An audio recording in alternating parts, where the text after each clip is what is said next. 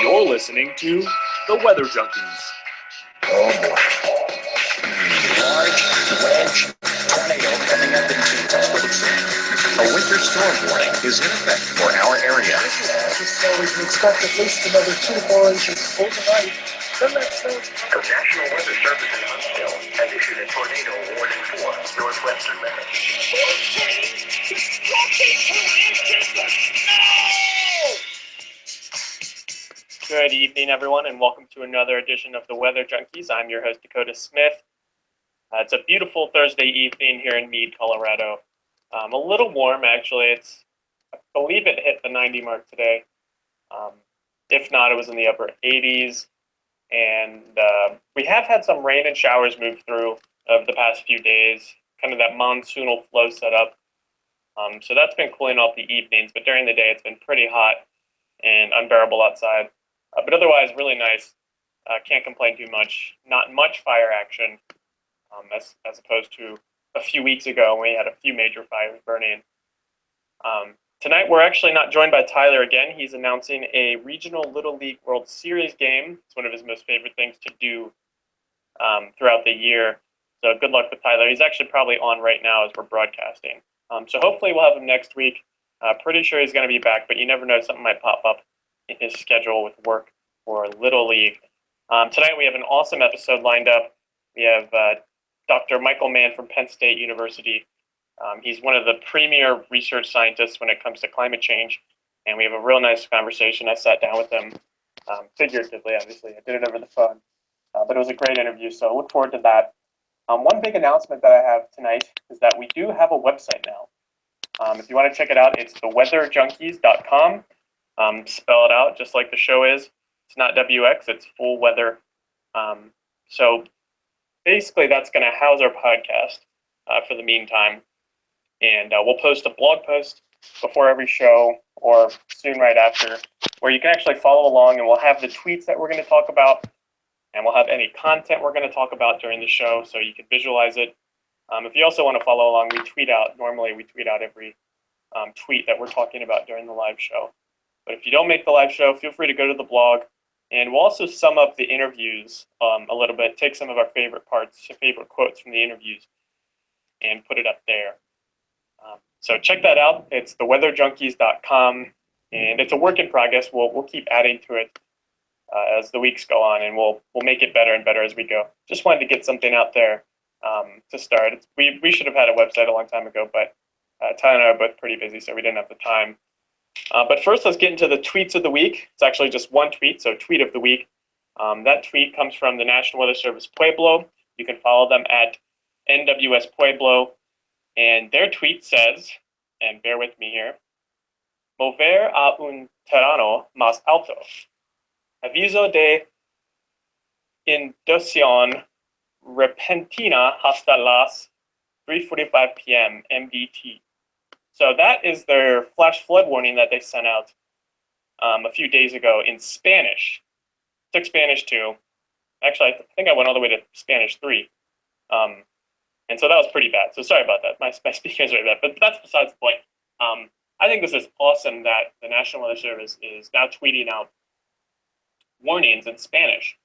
A quick search showed that a few other places also do this. I believe National Weather Service, Flagstaff, Phoenix, Albuquerque, Boulder, and I think there's one more that I noticed that does it. So it's pretty cool, you know.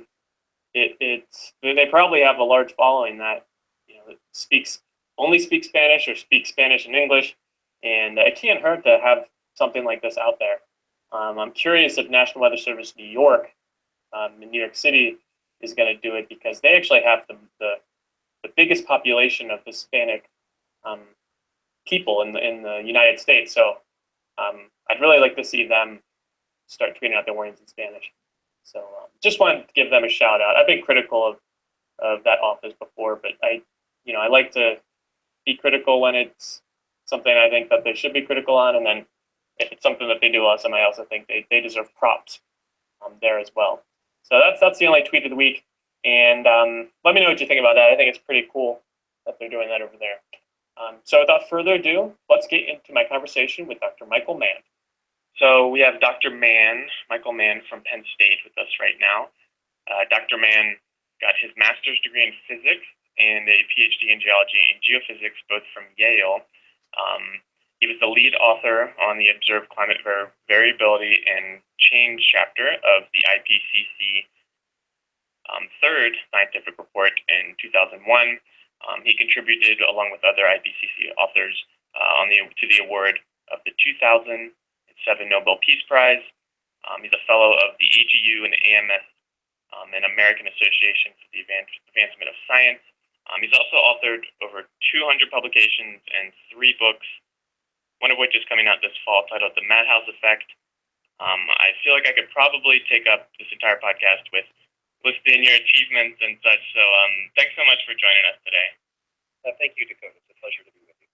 So you're one of the premier names when it comes to climate science. So I'm curious, what led you here?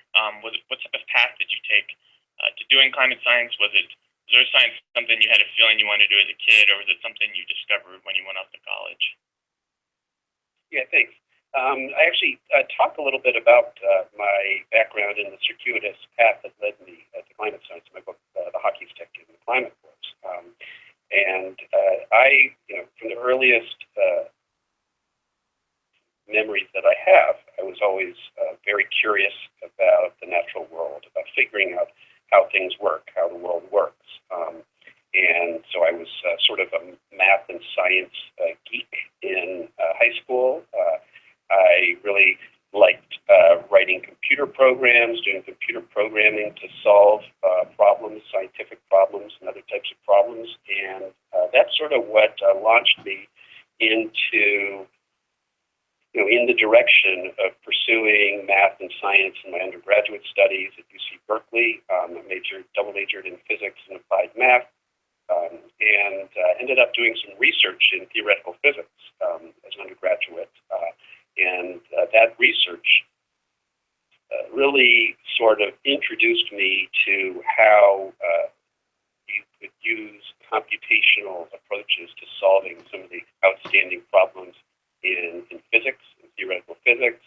Went off to pursue a PhD in theoretical physics at Yale University. In what's known as condensed matter physics, theoretical condensed matter physics, which is really just the study of solids and liquids and how they work and what causes them to vary in their properties, temperature. And I sort of was headed off in that direction, and then sort of got to this point where I realized that I was sort of being funneled into a specific projects that I just wasn't that excited about, projects having to do with solid state physics, applications to solid state physics.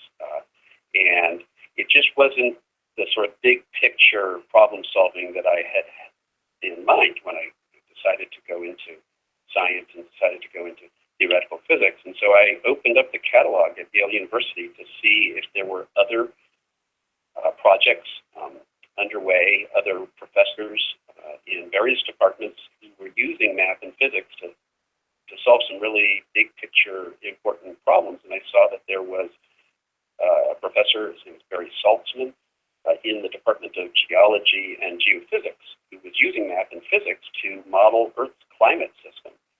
And at that point in time, in the early 90s, the issue of human-caused climate change was just sort of starting to register on the radar screen of the public. It was just starting to become an issue.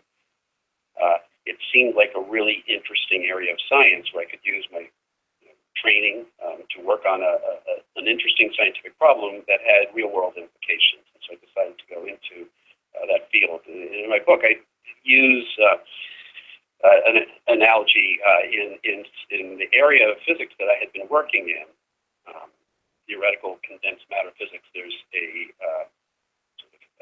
model called the random walk, which is used to describe some of the properties of matter, and how particles in a liquid, for example, sort of when they move around due to various forces on them, they sort of trace out a path that's known as a random walk, and it's an important concept in math and physics.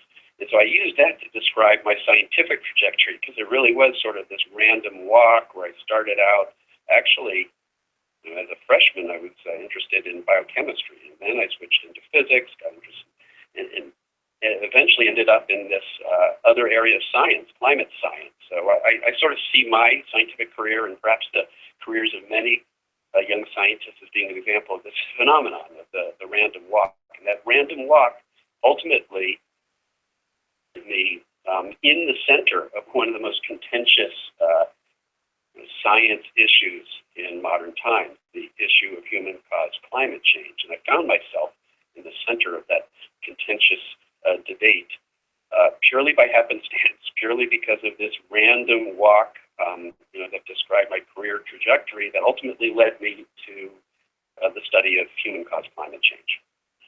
Well, I love that story. You didn't feel like you were going in the right way, and then now you're at the very, very center of one of the biggest problems that we face as a human race. So, that's really interesting. I followed my heart, and that's what I would say to other young scientists. Follow your heart. Just sort of move in the direction that, it's not all, it can't all be premeditated. It can't all be decided by pure logic. Sometimes you just have to go with your gut instincts. What feels right? Where do your interests seem to lie? What are the opportunities that seem like they really lead you into something that will engage you, that you'll enjoy working on? That's so important. And I would say, that would be my advice to young scientists who are just starting out. Don't be afraid sometimes to go with your gut instincts. I love that. Follow your heart. We actually ask every person that comes on the show, what advice would you give to young scientists? Okay, we got that one off. No, yeah, we got that one out of the way. So your book, The Madhouse Effect, is set to release this fall. The subtitle of it is How Climate Change Denial is Threatening Our Planet, Destroying Our Politics, and Driving Us Crazy. It sounds like a fascinating read, and it seems like one that I've been waiting for a while now. And I'm curious, what kind of motivated you, and what message were you hoping to get out there?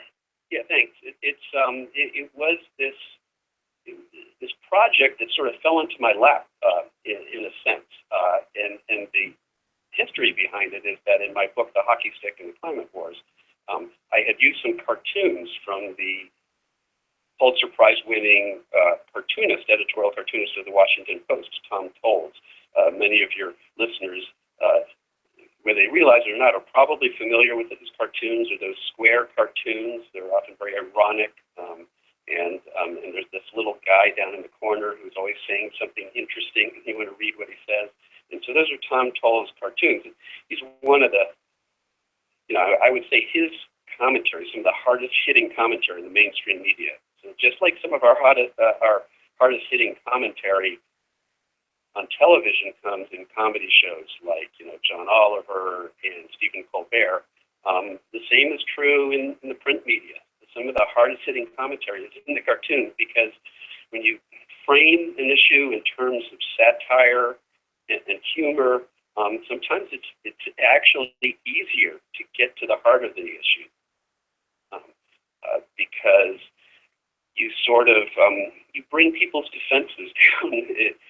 An issue that would be difficult to talk about in a purely cerebral way, sometimes it's easier to talk about when you frame it in terms of humor and satire. And so what happened is I'd used some of his cartoons in my first book, and gotten to know him just through the exchanges, asking for the permission to reprint the cartoons, and he was kind enough to let me do it without paying royalties, which is a really, that sort of gave me the sense that, hey, this is a cool guy.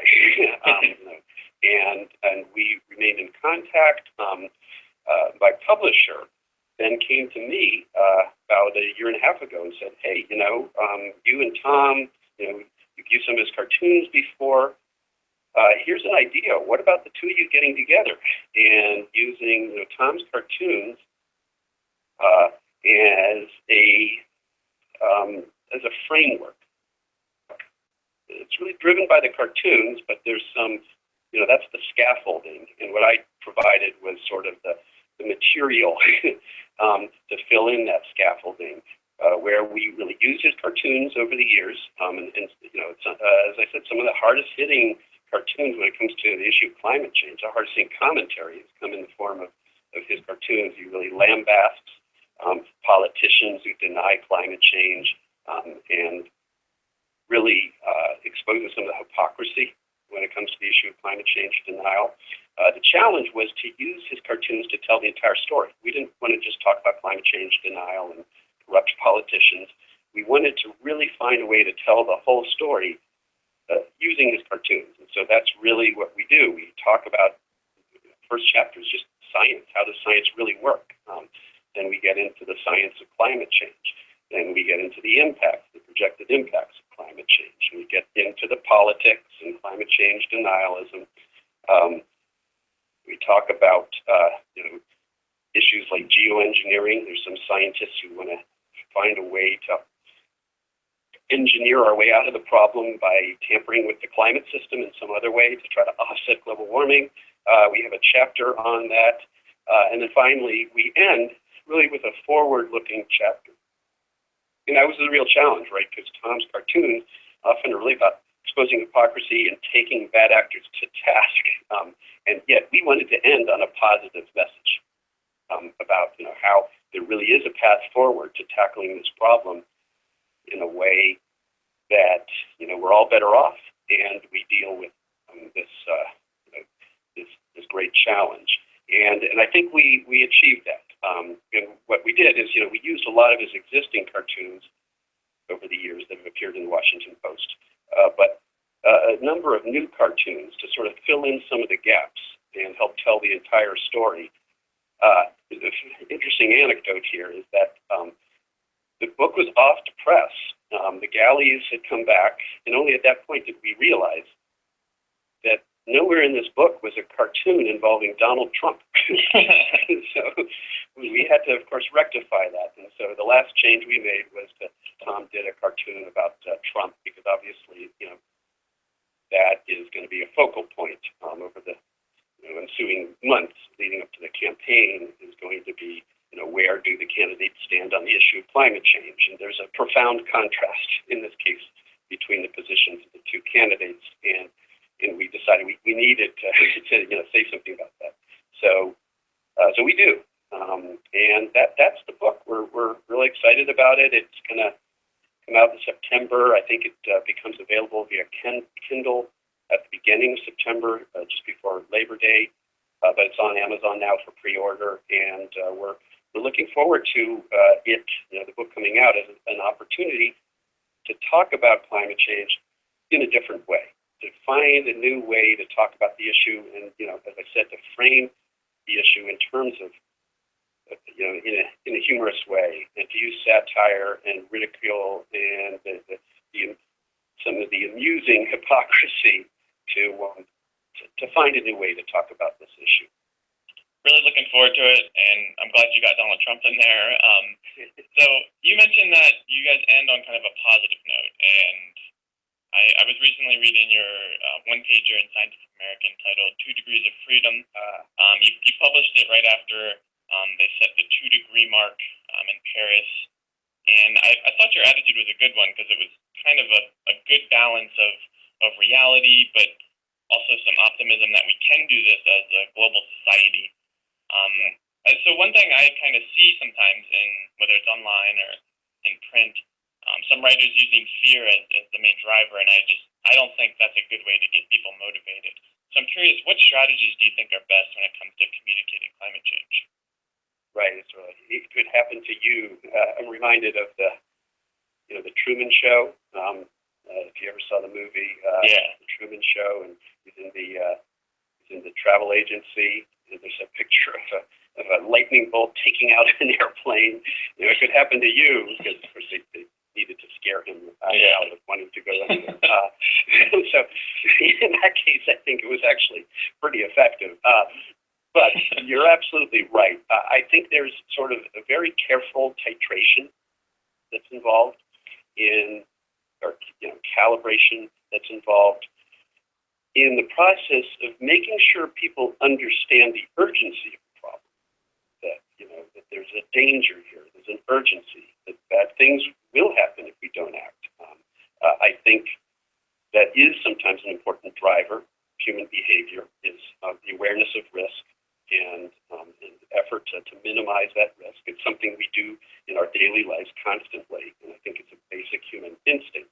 But you're absolutely right. It is so easy to step over the line, and instead of doing what you think you're doing, conveying the risk that exists, you're sort of portraying such a doom and gloom scenario that you lead people right past where you want them to be, to despair and to hopelessness.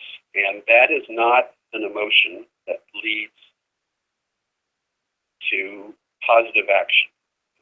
And so I think it's a mistake to portray climate change purely in a gloom and doom manner, there's nothing we can do about it manner. That having been said, as a scientist, and I'm glad you picked up on this, but there's some conflict in that piece. There's some conflicting elements of it, because as a scientist, I feel I need to be true to what the science has to say. I have to be, I cannot portray reasons for optimism if there are no reasons for optimism. That would somehow be misrepresenting what the data says. And the fact is that we're in the fortunate situation, at least right now, that if you do a sober analysis of what the data says about where we are and what the projections hold based on different possible future scenarios, pathways of fossil fuel burning and energy consumption, there is a path forward. A sober analysis of the data, the projections, leads to the conclusion, the defensible conclusion, that there is a path forward to avoiding, catastrophic changes in our climate. So that's, it's not inconsistent with the science to say that we can solve this problem. Is not supported by the data. Doom and gloom would imply there isn't a path forward to avoiding catastrophic climate change, and the fact that there is. And so I think it's really a mistake. And often when you scratch beneath the surface, when you look at individuals who have expressed doom and gloom, who have said that there's no way we can avoid catastrophic climate change, when you scratch just a little bit beneath the surface, often that claim, that assertion, is built upon assumptions that basically are extremely pessimistic about our will to act. So when you scratch beneath the surface, what you find is what these folks are saying is not that it's impossible to stabilize the climate below dangerous levels of climate change, but that we just simply don't have the willpower to do it. And I reject that.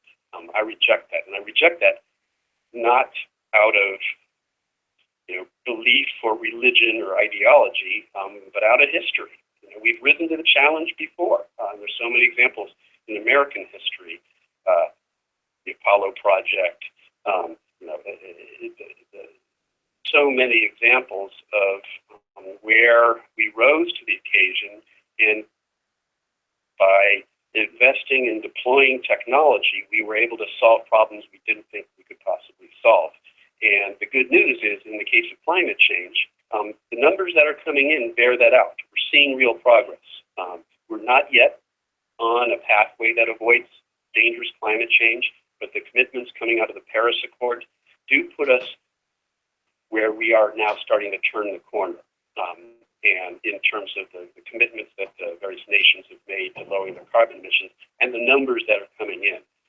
Over the last 2 years now, we've seen carbon emissions, global carbon emissions stabilize and actually drop. And nobody thought that we would see that so soon. So what that's telling us is we are now starting to see that separation between the economy, which continues to grow, and carbon emissions, which are no longer growing. We can have economic growth without, burning more carbon. And again, that's a reason for cautious optimism, and I use caution here. Cautious is because it's by no means clear, given our politics today, that we will act. But there's every reason to believe that we can act in time to avert catastrophe. And we're talking with Michael Mann. That's the first half of our interview. Really interesting to kind of take an inside look of the conversations that go on between him and people that disagree with him, how he handles those situations. Really, really interesting. We'll get to the second half of the interview right now, which has to do with climate change communication, how writers and scientists, what are the best ways for them to communicate the future of climate change and our role that we play as a society in that future. And then finally, we'll talk about some of his research, which concerns the global warming hiatus, the apparent global warming hiatus that occurred in the early 2000s, and if we may see something like that again after the 2015 El Nino. Let's get right back into the interview. So one hurdle that our community has to ultimately fix the climate change problem and meet that 2-degree threshold are climate change deniers, whether it's in politics or in science. And I'm curious, how often do you interact with these type of people? And if you have those interactions, what are they like? Well, so there are different sort of levels of denialism. There are sort of the down in the trenches climate change deniers, the trolls on Twitter who are really just sort of loyal foot soldiers, and in many cases, I see them as victims. They've been misled by the rhetoric that they're bombarded with, and it's those who are misleading them that are culpable. So it isn't the individual, annoying trolls on the internet that where most of the blame lays. I see them as victims of a massive misinformation or disinformation campaign. The real villains here are those at the top who are orchestrating this campaign. Certain fossil fuel interests, the front groups that they fund, the talking heads who willfully act as purveyors of climate change denial and disinformation in return for their salary, and help to create this echo chamber of climate change denialism, which pervades the internet, which pervades our public discourse, and has led to a modest but fairly vocal contingent within our population of climate change deniers. And when I say modest in size, based on polling that's been done, it's really only 15% or less of the public that are proactive climate change deniers. But that 15% or so are so motivated that they have this presence and this voice which is out of proportion with their numbers. They're a loud but and vocal minority, and that helps to perpetuate this notion that there really is a debate about human-caused climate change, when in fact, if you go to the scientific literature, if you listen to what all the major scientific organizations in the U.S. and around the world, the U.S. National Academy of Sciences, the American Meteorological Society, in our field, the American Geophysical Union, they're all on record. The world scientists have reached a consensus that that climate change is human-caused, and that it represents a threat already, and will represent more of a threat if we don't do something about it. That's literally the conclusion of the world scientific community, and you would never guess that, given some of the media discourse over this issue.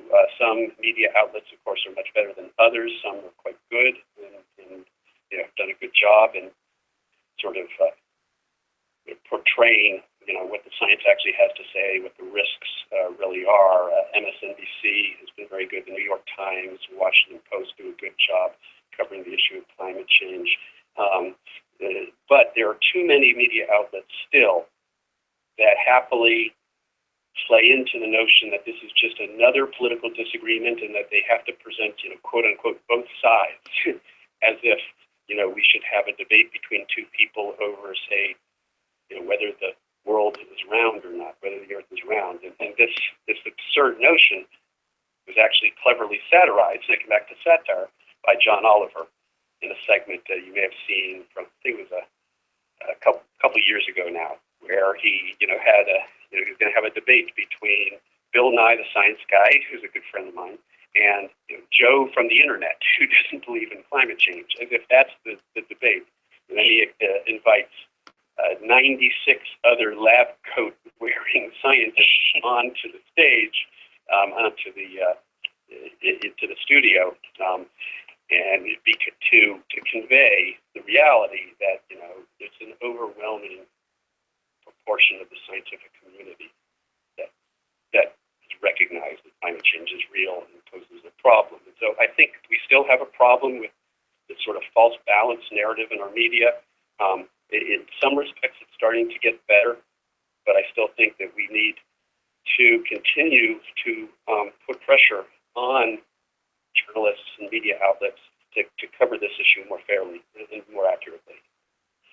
So I have a kind of a hypothetical, and if you can't answer it, if you don't think it's worth answering, then we can edit it out. But entertain this fantasy for a minute. If solutions existed to reduce CO2 emissions without threatening the business of the oil and gas industry, do you believe that a majority of climate change deniers would not exist? Yeah, absolutely. I think that this is what we, my colleague Naomi Oreskes has characterized as a Potemkin village. These old villages, in the West. If you were trying to scare off would-be marauders, you would construct a fake village. It was just a facade to make it look like there's a whole village. We better stay away from here. And that's essentially what fossil fuel interests have constructed. This sort of appearance, this fake, apparent, literally hundreds of organizations, climate change denying organizations that they've created and funded, many of whom are all traced back to the same small number of conservative funders. So it looks like there's this whole community of scientists and experts who are in denial of climate change, when in fact this is all propped up by a few, special interests like the Koch brothers who fund these organizations. And this is similar, of course, to what happened with tobacco, with what happened with lead poisoning. In every case, if you saw the movie Concussion, one could argue the same thing with the science, indicating that the health impacts of playing professional football. Whenever the findings of science have found themselves on a collision course with powerful vested interests, that's when you have these quote-unquote controversies erupt, when there are vested interests who find the science to be a threat. They have often found it in their interest to fund a disinformation campaign to confuse the public and the policymakers about the threat of their product. There are, you don't see organizations and debates on, the cable news programs about issues at the forefront of theoretical physics, about whether black holes exist or whether the universe is expanding or not. These are the uncertain issues, the scientific issues. There's still much uncertainty. They're hotly debated within the scientific community, but because there isn't a special interest that's threatened by the potential scientific findings, you somehow, don't see debates and editorials in leading newspapers attacking the science. All of, in the case of climate change or tobacco or lead poisoning or any number of hot button science policy issues, the contentiousness typically does not relate to the actual state of scientific understanding. it's an outgrowth of efforts by powerful vested interests to try to basically sabotage the public understanding of science when that science threatens them and their product. And it's unfortunate that that's the case. So that's a long-winded response to your question. The short answer to which is, no, this would not exist were it not for the fossil fuel industry and the threat that they perceive to their interests. Just like the fake debate over whether smoking cigarettes negatively impacts human health, causes lung cancer. There never was any serious scientific debate, but we perceived that there was a debate because powerful vested interests, the tobacco industry in that case, it's in their interest to manufacture doubt. In fact, a famous phrase when the tobacco companies finally settled with the various states' attorneys general who brought the lawsuit against them, an anti-racketeering lawsuit, fraud for misrepresenting the threat of their product. They eventually settled the case, and they had to turn over all the internal tobacco documents. And one of those documents actually said, "Doubt is our product." And it was talking about how the main, their main effort was really to cast doubt on the science implicating tobacco for lung cancer and other human health ailments. They recognized that, and their business model was based on the promotion of disinformation, and they admitted it in their own internal documents. And some have argued that there is a very close parallel now between what the tobacco industry did there and what the some fossil fuel interests, not all, are doing today. For our listeners, there's a very good book called The Merchants of Doubt that draws these parallels between the tobacco industry and the global warming controversy. Absolutely, yes. I highly recommend both the book and the movie. It was made into a full-length documentary. And I believe that's available now on Netflix and through other venues. Let me set the stage here for a second. So 2015 was the hottest year on record. The first half of 2016 has turned out to be the hottest 6-month period on record. And this is mainly due to anthropogenic global warming, but a small fraction of it can be contributed to El Nino, which is now gone, but it was very strong in 2015 and the beginning of 2016. So in 1997 and 98, we also had a very strong El Nino, which contributed to what was at the time the hottest year on record. And there's been some research to suggest that 97 El Nino and the subsequent sustained La Nina resulted in the apparent slowdown of global warming. You've published a number of articles in this area, most recently, predictability of the recent slowdown and subsequent recovery of large-scale surface warming using statistical methods.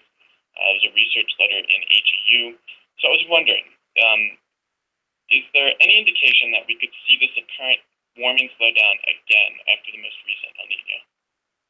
Yeah, absolutely. And in our work, what we have found is that the slowdown, in fact, we have an article now that's currently in review looking at how slowdowns occur in climate models. So we can use the sort of parallel universe of various climate model simulations to see how often these happen, how long they go for, and what's behind them. The models, we can determine precisely what's causing them.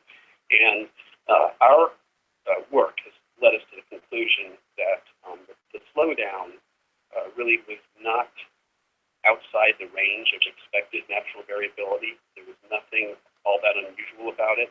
It was due to a combination of natural effects, like volcanic eruptions, and the vagaries of internal climate variability related to climate phenomena like El Nino and La Nina. And these phenomena come and go, and just due to the natural internal oscillations of the climate system, there can be periods, decade-long periods, where we have a tendency for more El Nino events. And that decade is going to be warmer than it otherwise would have been on average because of that. Whereas a decade that is dominated by La Nina events, the flip side of El Nino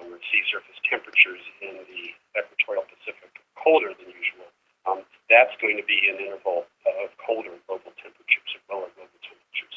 And so when you look at these sort of natural oscillations related to things like El Nino, natural factors that influence the climate like volcanoes and small but measurable changes in solar output that can also cause the Earth to warm up a little bit or cool down a little bit.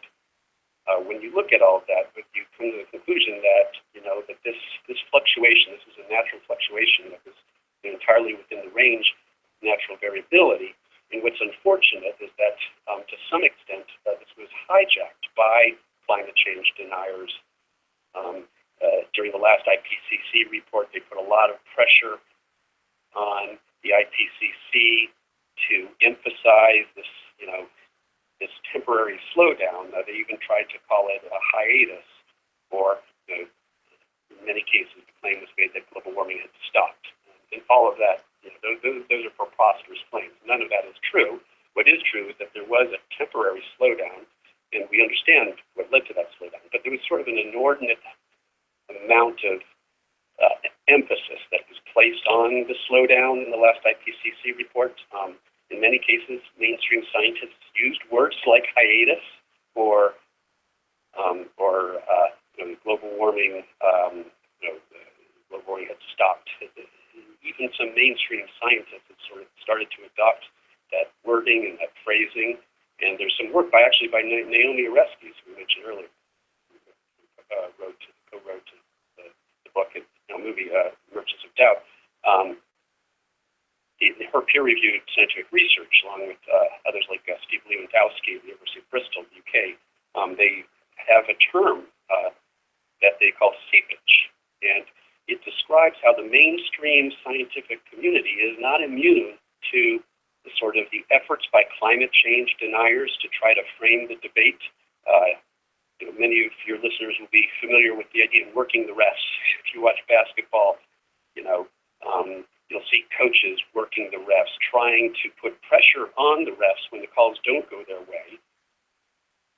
Are more likely, if you do that, then the refs often are more likely to make calls against the other team because they don't want to have to deal with the grief being assaulted by the coach every time the calls go against him or her. Working the refs, and it happens very much in the discourse over climate change, where industry-funded climate change deniers really try to put pressure on newspaper editors, on journalists, to frame the issue of climate change in a contrarian way. And too often, this paper by Lewandowski and Oreskes and others argues, too often scientists fall victim to those efforts as well. And so I think there is perhaps no better explication of that claim than the discussion surrounding the so-called hiatus or pause. That was the wording that was sometimes used. It was neither. It was a temporary slowdown, and it was a slowdown that has no implications for the future warming of the planet. In fact, as you allude to, it's quite clear that any temporary slowdown is over because we're setting new global temperature records literally every month now. And we're going to we beat the old record last year by one of the most substantial amounts that we've ever seen. And we're going to beat that record most likely again this year. That will be 3 consecutive global temperature records. We've never seen that before. The historical record. There is no other example of 3 consecutive years, each of which broke the record as it had been set by the previous year. There's no analog for that in the observational record. And that sort of tells you how dominant the global warming signal has become. It's become so dominant that even given the natural year-to-year fluctuations of the climate, you can get 3 consecutive record breakers. In fact, last year, we published an article in the journal Nature Scientific Reports showing that the sequence of record-breaking years that we've seen since 2000 can absolutely not be explained by chance alone. There's less than a 1 in a million chance, we calculate, that the observed, 9 of the last 13 years were since 2000 were the warmest on record. These sorts of statistics statistics, the sort of sequence of record-breaking years, we wouldn't be seeing them in the absence of human-caused climate change. So when we see these record-breaking temperatures, there really is a close relationship with the human impact on our climate. The Madhouse Effect comes out this September. You can pre-order it on Amazon to read on your Kindle or in print. Dr. Mann, thanks so much for joining us today. Okay. And that's going to do it for our show tonight in our conversation with Dr. Michael Mann. Thanks so much, Dr. Mann, for joining us. I felt like I really learned a lot. Hope everyone else learned a bit as well. Next week, we'll have Jessica LaBelle. She's a TV meteorologist in Colorado Springs. Really looking forward to that episode. If you don't follow us on Twitter, you can follow us at the WX Junkies. We're also on Facebook, on SoundCloud, YouTube, or iTunes. If you're on iTunes, give us a rating or review. We'll really appreciate that. And you can also listen to us on our website now. Our website is theweatherjunkies.com, and you can follow along with the live shows. We'll have all the tweets and content that we talk about up there, a little synopsis of each interview. So check us out at theweatherjunkies.com.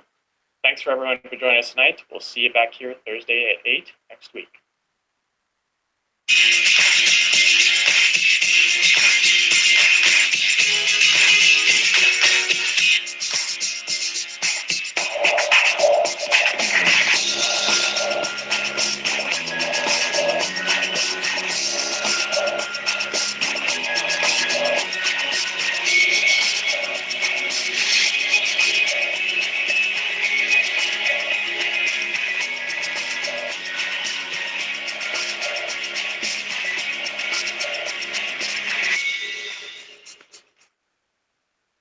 I need you.